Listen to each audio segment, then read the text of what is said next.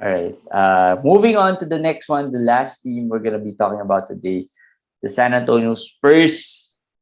This one is a very young team, and well, the young team of the San Antonio Spurs plus Pirtle. So I think Jakob would be I guess, the poor man's Rudy Gobert. Yeah, very white man, poor man's Rudy Gobert. A white Rudy Gobert, if you want to put it that way. It's funny that we put San Antonio last. If this was a regular NBA preview, they would never be the last one, because you would put those boring teams first. But surprisingly, in fantasy this year, they're not boring, because, as you said, they're There's a lot of uncertainty here. I think yeah. there are a lot of questions here.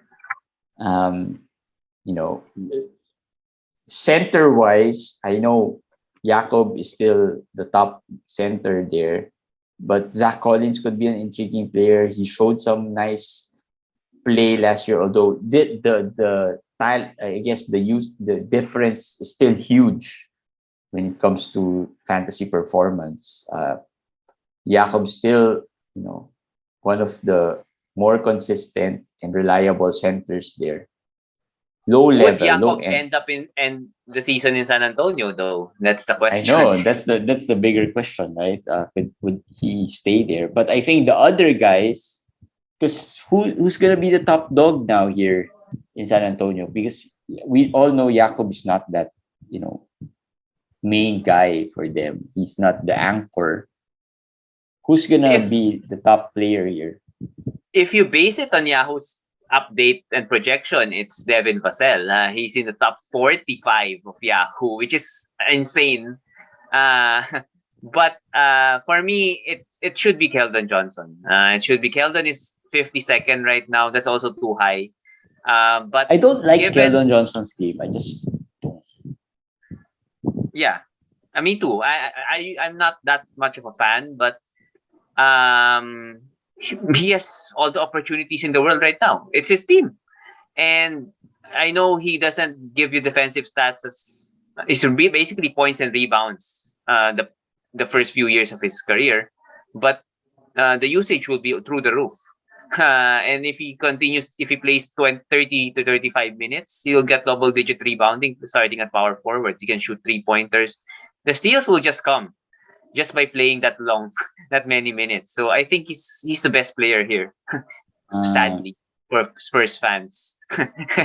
well, he's the Right. best player. Fantasy wise, though, I still think it's Jakob. Uh, uh, the best option here, fantasy wise. I mean, right? I mean, I think there's some risk also to Keldon, but the player I really like here is Tre Jones. Yeah. That's the player I really. I think after seeing what he does, or what he did when Dejounte was out last year, the stat set is just nice, too nice to pass up on. I agree. That's also a very good point. A lot of people, well, the managers have been talking to are Keldon, Vassell. Who do you want more? Keldon, Vassell, Keldon, Vassell. But you put up a good point. Tre Jones. I mean, he's gonna be a good pick for a point guard needy team, or just if you had Chris Paul maybe early in the rounds, Chris Paul another point guard, and then you didn't address and you didn't add any more point guard from rounds maybe 4 to 9, or maybe there. So and then round 10 he's still there, 11 he's still there. I don't know if that Man, will if happen, round but 10 he's still there, man, that's a he, really, I just feel like he is, round 10, he shouldn't be there by round 10.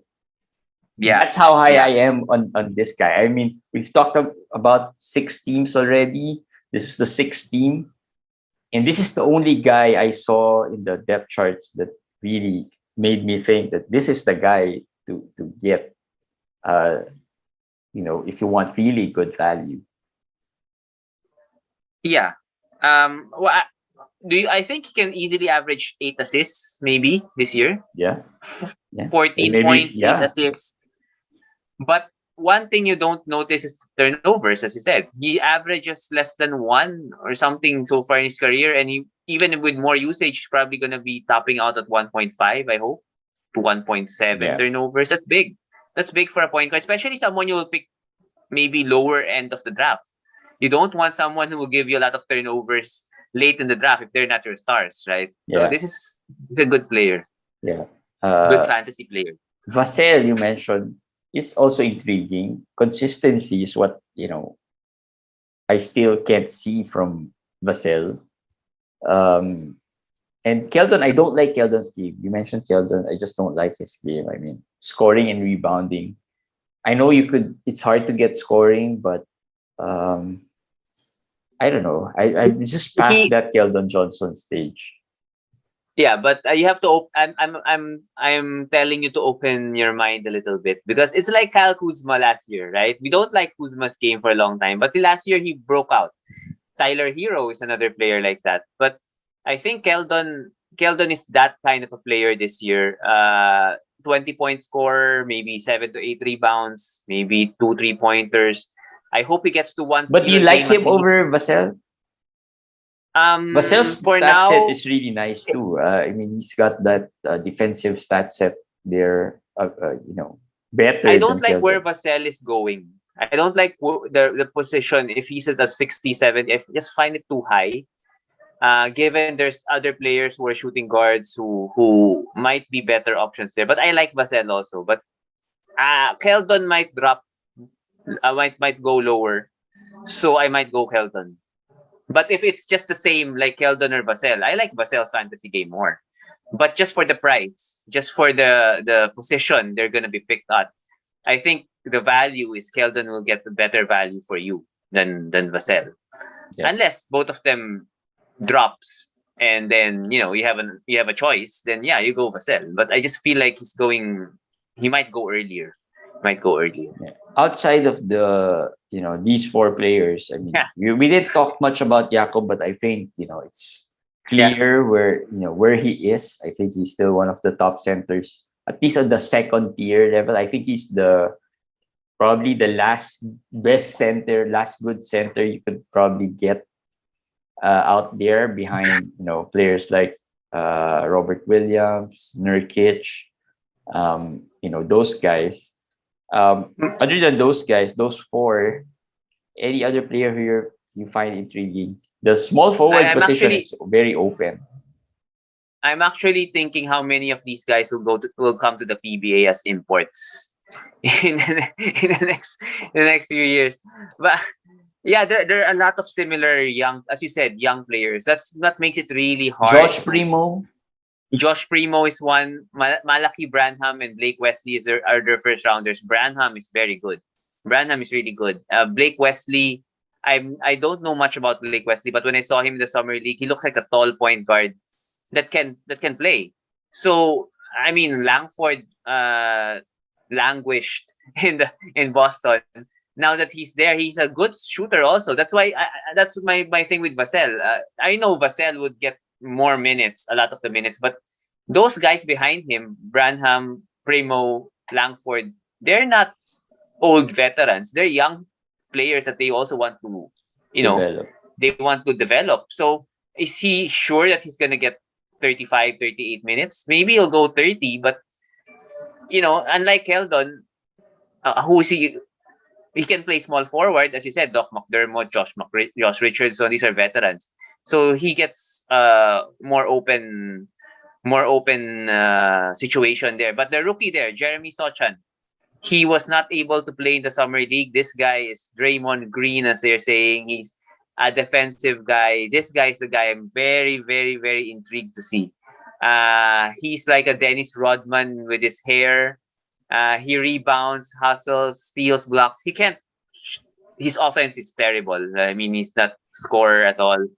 Basically, Draymond Green, a younger Draymond Green. So let's see if he can live up to the expectations because a lot of people are very excited about this guy, Yeah, but Jeremy not, Sochan. but still not fantasy relevant or fantasy. Could Not be, could be. what I very mean, deeply. What 20 team? Yeah. I mean, in deeper leagues. I mean, for me, if Matisse Thybulle was picked last year, there's no reason why Sochan, who's a better player than Thybulle, will not end up being relevant at some point of in the season, especially with a team like this, with a team like, I'm sorry, San Antonio fans, but I mean, we saw OKC. We started with the weak teams, OKC, Houston, Orlando, but those teams compared to this team Are it's good, just really good. yeah, just way better, I mean, those teams So are on yeah, the, have are in the middle of the rebuilding process. San Antonio is at the start of the rebuilding process, so it's gonna really get ugly here for San Antonio. but Uh, what's interesting is we have a lot of players we like here. You like Tre Jones, right? You like Vassell yeah, for the right price. I like Keldon for the right price, and then of course there's the young ones we mentioned. So even it's Zach gonna get Collins is, interesting. something worth an eye on. I mean, Maybe, at least something, a player you watch out for in yep. case there's some Watch moves, list. because Yeah. he's still a young player, although very injury prone, as seen in the past couple of years. But last year when he played, he showed some good glimpse of promise there. um, I think they're just being careful with him as well, because he came back from a Even major injury. Kita Bates Diop. Last year he had a good Yeah, stretch also. He also had a good stretch. He can yeah, shoot threes for a big guy. So it's another guy that you can watch out for.